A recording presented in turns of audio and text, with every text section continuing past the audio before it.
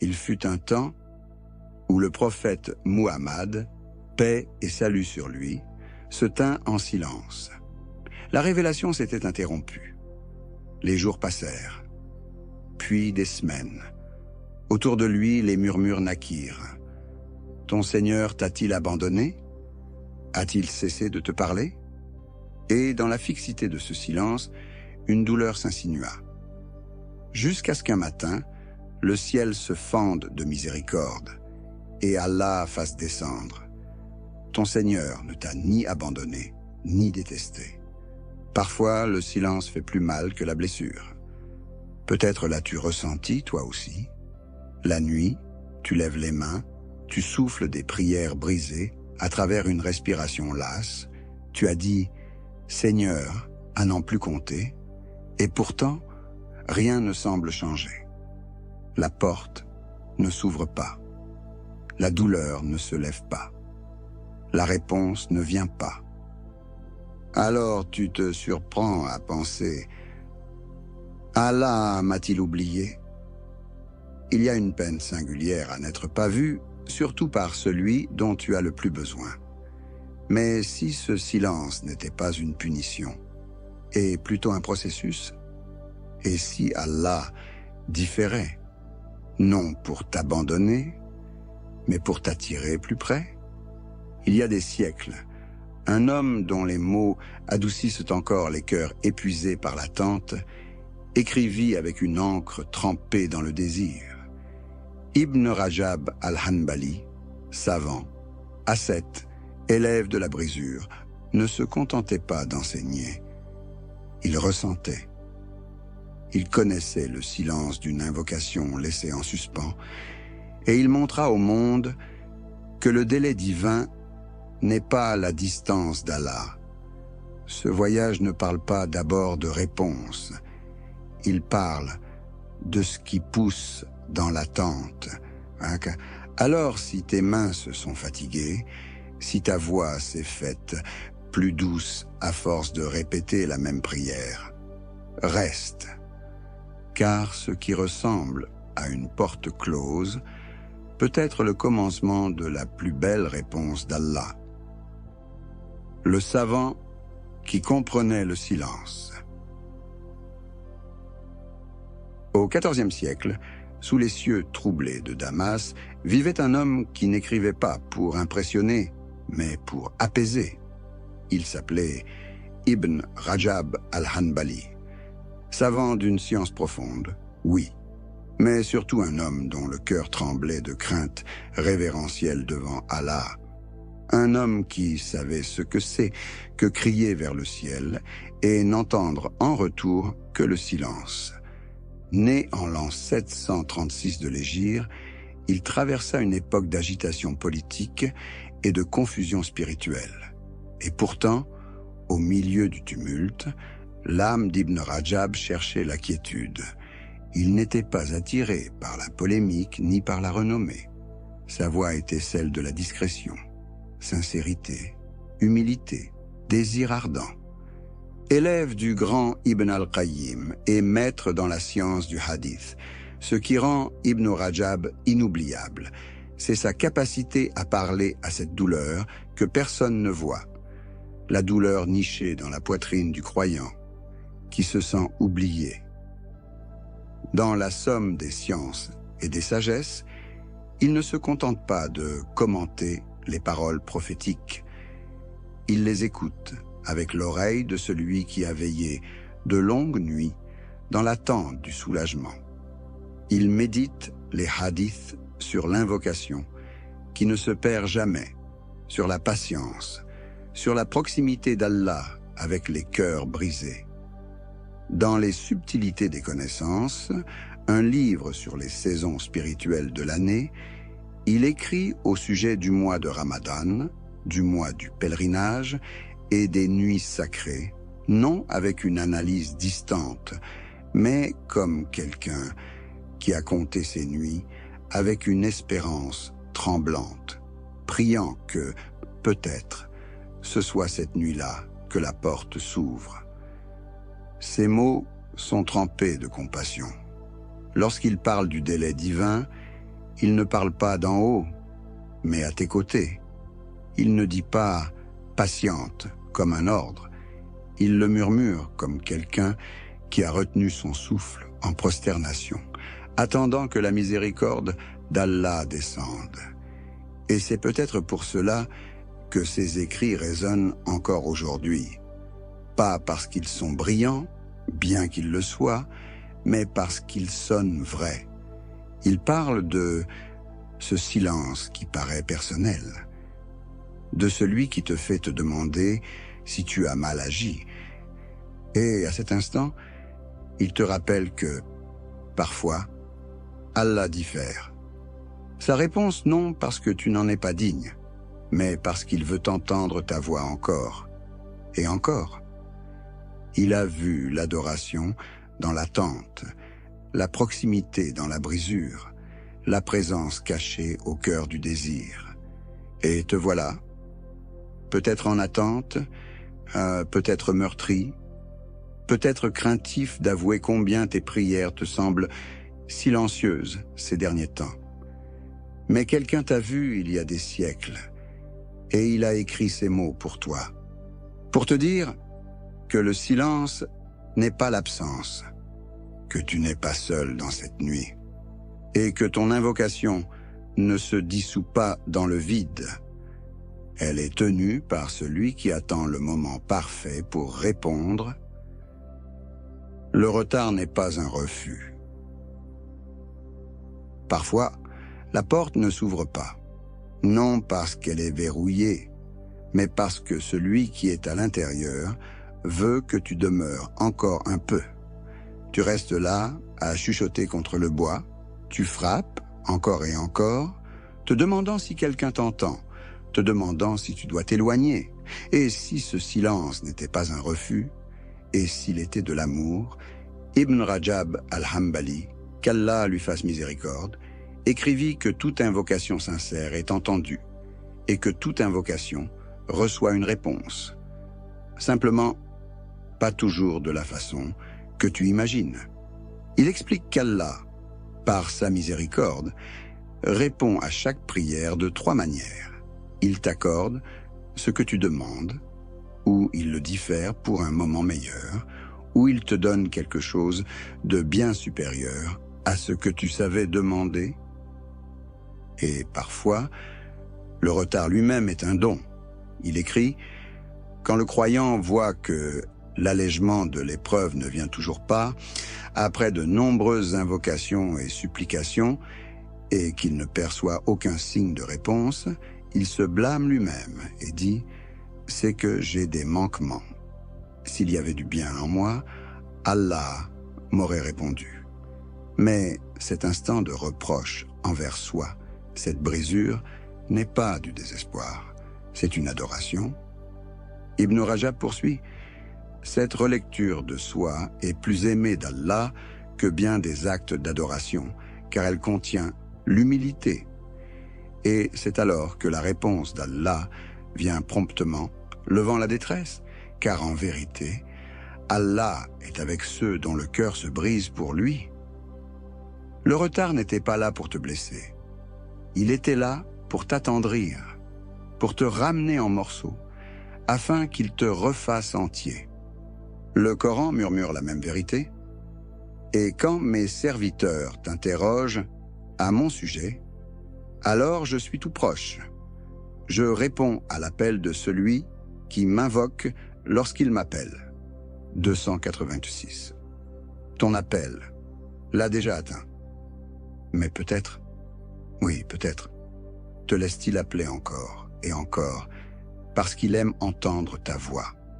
Le prophète Muhammad, paix et salut sur lui, a dit « Aucun musulman n'adresse une invocation ne contenant ni péché, ni rupture des liens de parenté, sans qu'Allah ne lui accorde l'une de 3 choses. Soit il hâte la réponse, soit il la réserve pour l'au-delà, soit il écarte de lui un mal équivalent.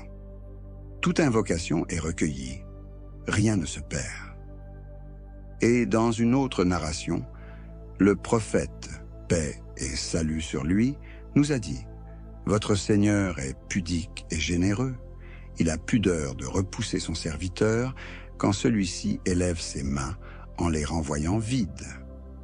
Ainsi, même lorsque la porte te semble close, elle ne l'est pas. Derrière se tient le roi à l'écoute, qui compte, qui prépare une réponse plus vaste que ce que tu avais osé espérer. Ibn Rajab rapporta l'histoire de quelqu'un qui invoqua, encore et encore, sans voir de changement. Mais dans l'attente, autre chose s'ouvrit.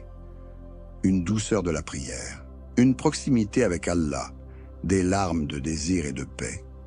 Et cette personne dit « J'ai commencé à préférer le retard car je ne voulais pas que cette proximité prenne fin. » Parfois, ce que tu demandes n'a pas la valeur de ce qu'Allah te donne pendant que tu attends. Peut-être adoucit-il ton cœur. Peut-être te détache-t-il des attachements du monde. Peut-être t'apprend-il qu'il n'existe qu'un seul véritable refuge. Avec la difficulté est une facilité. 94.6. Pas après la difficulté. Avec elle, la facilité peut se cacher maintenant dans le simple fait que tu continues de prier, que tu continues d'espérer, car espérer en Allah est une adoration, et faire confiance à son délai, c'est la foi. Alors reste, même si la porte ne s'est pas encore ouverte, car parfois, il ne l'ouvre pas tout de suite, non pas qu'il t'ait oublié, mais parce qu'il te veut plus près de la porte, plus près de lui. Et lorsque, enfin, il l'ouvrira, tu comprendras pourquoi il t'a demandé d'attendre si longtemps. La présence cachée d'Allah. Tu pleures la nuit, pas toujours avec des mots, mais avec quelque chose de plus discret, de plus lourd. Une tristesse qui ne crie pas, elle s'enfonce. Tu poses ton front sur le tapis de prière, murmurant « Ô Seigneur », dans un silence si profond qu'il semble presque creux. Et dans ce silence, tu te surprends à penser « Est-il seulement là ?» Mais la vérité, c'est qu'il est plus proche de toi que ton souffle. En vérité, je suis tout proche. 286. Ce verset n'a pas été révélé pour les forts, ni pour les sûrs d'eux. Il a été révélé pour celui qui demande où Allah est passé. Ibn Rajab a dit « Allah est avec ceux dont le cœur se brise pour lui, non avec les plus bruyants, non avec les plus savants, mais avec les brisés. Lorsqu'une chose se casse, nous avons l'habitude de la cacher, de masquer la fissure, de faire semblant que tout est intact. Mais si Allah attendait précisément l'instant où tu cesses de prétendre, et si l'instant de la brisure était l'instant où il te rapproche le plus, il circule, dans les cœurs des savants, une vieille image, celle d'une coupe brisée devant un roi. Le serviteur la laisse tomber, tremblant de regret. Mais le roi, au lieu de se fâcher, demande qu'on apporte de l'or, et il remplit les fissures de quelque chose de précieux. C'est ce que fait Allah, du cœur qui se brise pour lui. Il ne le rejette pas, il l'honore. Il connaît le murmure de l'âme. 56. Il entend l'invocation que tu n'as même pas prononcée à voix haute. Il voit la larme que tu as essuyée avant qu'elle n'atteigne ta joue. Et lorsque tu crois que personne ne sait combien c'est lourd, il l'a déjà portée pour toi, comme une graine enfouie sous la terre, silencieuse, invisible, pressée dans l'obscurité. Mais au-dedans, quelque chose bouge. La graine n'est pas morte, elle se prépare. Et toi, tu n'es pas abandonné. Tu es en train d'être façonné pour fleurir. Parfois, Allah ne répond pas par un son. Il répond en restant avec toi dans le silence. Il répond en faisant de ta prosternation une demeure. Il répond en laissant ta douleur creuser en toi un espace plus profond pour lui, Invoquez-moi, je vous répondrai. 40-60. Mais la réponse n'est pas toujours un événement. Parfois, c'est une présence. Parfois, c'est cette connaissance intime que, dans les moments les plus solitaires de ta vie, tu n'étais jamais seul. Il y avait toujours quelqu'un à tes côtés, attendant ton retour, accueillant tes larmes, aimant ta brisure. Tu pensais que les coups à la porte restaient sans écho. Mais de l'autre côté, celui à qui appartient la porte préparait déjà ton accueil. Alors, si c'est silencieux cette nuit, ne suppose pas qu'il est loin. Il se peut qu'il soit plus proche que jamais, et que son silence ne soit pas une absence, mais une immobilité sacrée, celle qui apprend à l'âme à écouter autrement que par les oreilles, à sentir autrement que par la peau, à faire confiance, davantage que par la raison. Voici la présence cachée d'Allah. Elle n'arrive jamais en retard, elle n'est jamais distante, elle ne manque jamais. Elle attend simplement que tu la remarques. La patience qui ouvre la miséricorde. Tu pries depuis si longtemps, pas une fois ni deux, mais encore et encore, parfois avec une espérance pleine, parfois avec un engourdissement tranquille. Et pourtant, rien ne semble bouger, rien ne change, la douleur demeure, la porte reste close, la réponse ne vient pas. C'est dans cet entre-deux, long, tendu entre la demande et la réponse, que le cœur commence à murmurer « À quoi bon, désormais ?» Mais le prophète Muhammad, paix et salut sur lui, a dit « Le serviteur est exaucé tant qu'il ne s'impatiente pas et ne dit pas « J'ai invoqué, mais je n'ai pas été exaucé ». Ibn Rajab, qu'Allah lui fasse miséricorde, avertissait que l'impatience peut empoisonner la prière avant même que la réponse n'arrive. L'instant où tu dis « il ne se passe rien » est souvent l'instant où la réponse commence à s'éloigner. Et si l'épreuve ne portait pas seulement sur la difficulté elle-même, mais sur la durée pendant laquelle tu tiendras, la patience n'est pas seulement attendre, c'est une adoration. C'est une foi silencieuse qui dit « Même si je ne vois pas le ciel changer, je sais que la pluie vient. » Ibn al-Jawzi a un jour médité que la porte du soulagement s'ouvre parfois à l'instant précis où le cœur est le plus proche du désespoir. Il a dit « Lorsque tu constates le retard après de longues invocations, et que l'âme se rétrécit, que l'espérance paraît s'éteindre, tiens bon, car souvent, c'est précisément à ce moment-là que la miséricorde d'Allah descend. Le cœur qui endure alors qu'il est las, la main qui se relève quand elle voudrait retomber, la voix qui appelle, même en tremblant, ce sont des instants qu'Allah regarde avec amour, parce qu'il sait que tu es au bord de ton seuil, et lui est plus proche encore. Pense aux nuages de pluie. Tu regardes le ciel et tu ne vois que du gris, lourd, silencieux, immobile.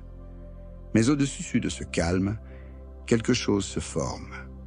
L'humidité s'élève, le poids s'assemble, la miséricorde s'emmagasine, puis soudain tout se brise. L'averse tombe, pas une seule goutte perdue. Et celui qui est resté sous ce ciel, qui n'a pas couru se mettre à l'abri, qui a attendu, vêtements trempés et yeux noyés, celui-là reçoit la miséricorde en entier. La patience ne te rend pas faible, elle te rend digne, digne d'une réponse qui n'a pas été précipitée, digne d'un cœur capable de porter le poids de ce qui vient. Ibn Rajab a dit « Attendre le soulagement avec patience est en soi un acte d'adoration. » Alors peut-être qu'aujourd'hui, rien n'a changé. Mais cela ne veut pas dire que rien ne s'est passé. Peut-être as-tu, par l'invocation d'hier, poussé un nuage de plus à se déplacer. Peut-être que la larme versée en secret est devenue la raison pour laquelle Allah t'a protégé d'un mal plus grand. Ou peut-être, il aime simplement entendre ta voix. Alors ne t'arrête pas, ne laisse pas tes mains retomber, ne laisse pas ta langue se taire, car le ciel s'amasse, et quand il se rompra, ce ne sera pas une bruine, ce sera un torrent de tout ce dont tu ne savais même pas avoir besoin. Tiens bon, avec la patience pour encre, car la miséricorde est en chemin. Quand les vertueux furent laissés dans l'attente, il fut battu, enchaîné, traîné dans les rues de Bagdad. L'imam Ahmad ibn Hanbal, l'un des plus grands savants de l'islam, demeura ferme quand d'autres fléchissaient. Lors de l'inquisition abbasside, qui exigeait des savants qu'ils déclarent le Coran créé, il refusa. Pour cela, il fut emprisonné, fouetté, torturé. Non pas des jours, mais des années. Il pria dans l'obscurité. Il invoqua les lèvres fendillées. Et pourtant, le ciel resta silencieux. Les chaînes restèrent serrées. Il dit un jour, « J'ai invoqué constamment Allah pour qu'il me délivre. » Mais lorsque la réponse ne vint pas, j'ai compris. Peut-être veut-il autre chose de moi. Cette autre chose devint l'histoire. Sa constance fut la lumière qui préserva la doctrine sunnite. Lorsque le califat se tut et que la vérité prévalut, l'imam Ahmad fut libéré, non seulement de sa prison, mais dans une postérité qui résonne encore dans nos prières. Le silence d'Allah n'était pas un rejet, c'était une préparation. Puis, il y eut Ka'b ibn Malik. Il avait manqué la bataille de Tabouk, non par rébellion, mais par faiblesse. Et lorsque le prophète Muhammad, paix et salut sur lui, revint, Ka'b et 2 autres reçurent l'ordre d'attendre. Personne ne devait leur parler. Pendant 50 jours. 50 jours de solitude. Aucun salut, aucun réconfort. Pas même du messager d'Allah, paix et salut sur lui. Ka'b dit, « La terre, si vaste soit-elle, se referma sur moi. » Et pourtant il attendit. Il continua de prier, de nourrir l'espérance. Puis à l'aube de la 50e nuit, une voix retentit dans Médine.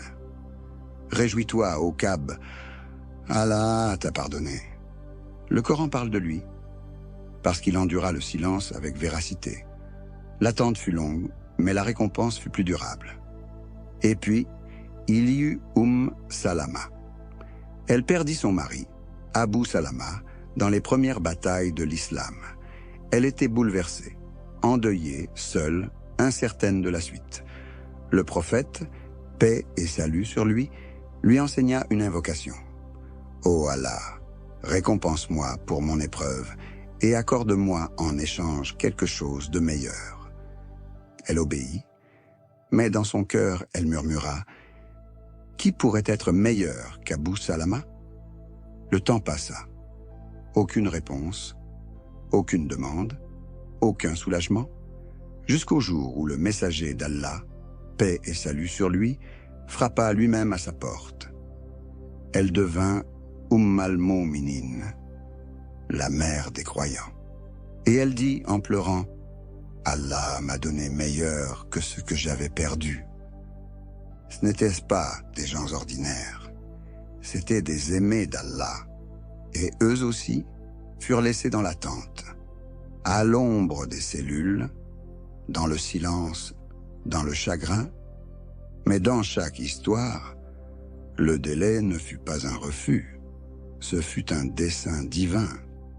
Alors, si ton invocation te semble ignorée, si ta poitrine se serre dans le silence, si ton attente s'étire, sache que tu n'es pas oublié, tu n'es simplement pas achevé. S'il les a portés, il te portera aussi. Car celui qui a écrit leur histoire, écris encore la tienne. Tu n'as jamais été oublié. Ton Seigneur ne t'a ni abandonné, ni détesté. 93.3. Ce verset n'a pas été révélé à quelqu'un qui se sentait fort. Il fut adressé au prophète Muhammad, paix et salut sur lui, au moment où la révélation s'était interrompue et où le silence faisait mal. Quand les murmures commencèrent, il a été abandonné. Mais Allah fit taire ces murmures, non par des réponses à chaque question, mais par une vérité plus profonde que toutes les réponses. Ton Seigneur ne t'a pas quitté. Tu n'as jamais été oublié. Satan veut te faire croire le contraire. Il ne le crie pas. Il le chuchote doucement, entre tes larmes. Tu es trop pécheur. Allah ne t'entend pas. Rien ne changera. Mais Allah dit, en vérité, je suis tout proche. 286. Et encore, nous avons créé l'homme, et nous sommes plus proches de lui que sa veine jugulaire. 56. Il est proche, pas seulement dans l'instant de victoire, mais dans l'instant de faiblesse. Celui où tu peux à peine lever les mains, où il ne te reste qu'un souffle. Ô Seigneur. Ibn Rajab a dit, le retard n'est pas un abandon. Ce qui est retenu peut être ce qui te protège, te prépare, te purifie.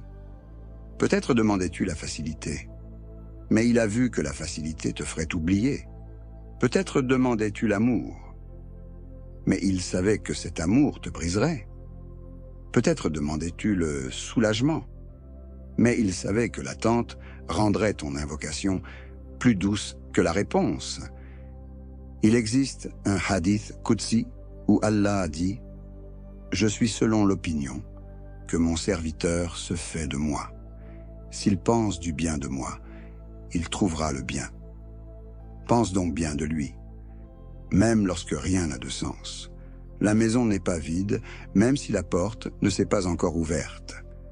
Derrière, il y a un Seigneur qui écoute, qui retient avec raison, qui diffère par sagesse. Pensez-vous entrer au paradis sans avoir traversé ce que traversèrent ceux d'avant vous? 214. Ils furent ébranlés, ils pleurèrent.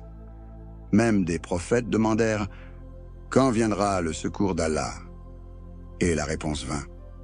En vérité, le secours d'Allah est proche. Cette proximité ne prit pas toujours la forme espérée, mais elle vint, et elle viendra pour toi aussi. Aucune prière n'a été perdue, aucune larme n'a été gaspillée, aucune prosternation n'a été ignorée. Allah était avec toi à chaque instant où tu te pensais seul. Tu n'as jamais été oublié. Tu étais façonné. Pour quelque chose de meilleur, pour quelque chose de plus grand, pour quelque chose que lui seul voyait, et quand cela arrivera, tu comprendras que le silence n'a jamais été le silence, c'était l'amour, caché dans l'immobilité, prêt à se déployer. Continue de frapper, la porte s'ouvrira. Tu as frappé tant de fois à cette porte, avec ta voix, avec tes larmes, avec ce silence douloureux dans ton cœur que personne n'entend. Et pourtant, elle ne s'est pas ouverte. Pas encore. Mais écoute. Le prophète Muhammad, paix et salut sur lui, a dit « La victoire vient avec la patience, le soulagement avec la souffrance, et avec la difficulté vient une facilité. Cette porte à laquelle tu reviens sans cesse, elle ne t'ignore pas. Elle n'est pas vide derrière le bois. Le roi est à l'intérieur, et il écoute. » Ibn Rajab a dit « Plus le délai se prolonge, plus la proximité s'approfondit, plus le cœur est brisé, plus la réparation est grande. Alors ne t'arrête pas. Pas maintenant. Pas quand tu es si près. Tu as trop attendu pour t'éloigner. Car chaque coup fait quelque chose. Chaque fois que tu dis « Ô Seigneur » dans l'obscurité, chaque fois que tu élèves les mains alors que rien dans ta vie ne bouge, chaque fois que tu inclines la tête en prosternation sans voir poindre le moindre changement, tu es vu, tu es compté, tu es attiré plus près. Et lorsqu'Allah ouvrira cette porte, et il l'ouvrira, tu oublieras combien l'attente fut longue. Tu oublieras le poids de tes mains. Tu oublieras les nuits où tu as failli renoncer. Car ce qui se tient derrière cette porte a toujours valu l'attente. Peut-être pas exactement ce que tu as demandé, peut-être quelque chose de plus doux, peut-être quelque chose de plus fort, peut-être quelque chose qui répare tout, d'une manière que ton invocation n'aurait pas su formuler. Continue de frapper, même quand ça fait mal, même quand c'est silencieux, même lorsque ta voix tremble et que ta patience s'amenuise.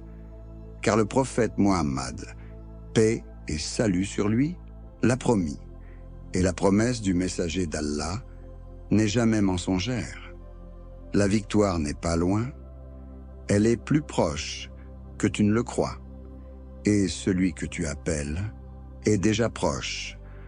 Alors élève tes mains, une fois encore, et dis-le encore, ô Seigneur. La nuit peut être longue, mais l'aube vient toujours. La nuit a sa manière de faire tout paraître sans fin, comme si la douleur ne passerait jamais, comme si le silence ne se briserait jamais, comme si la porte ne s'ouvrirait jamais. Mais le Coran dit, en vérité, avec la difficulté est une facilité. 94, 6. Pas après elle. Avec elle, ce qui veut dire que le soulagement n'est pas simplement en route, il a déjà marché aux côtés de ton épreuve, tout du long. Tu ne le voyais pas encore. Ibn Rajab enseignait que plus l'épreuve se prolonge, plus elle tire derrière elle de miséricorde, que parfois, ce qui ressemble à un retard est en réalité Allah, qui te prépare à porter ce qui vient, car tous les dons n'arrivent pas dans l'emballage que nous attendions.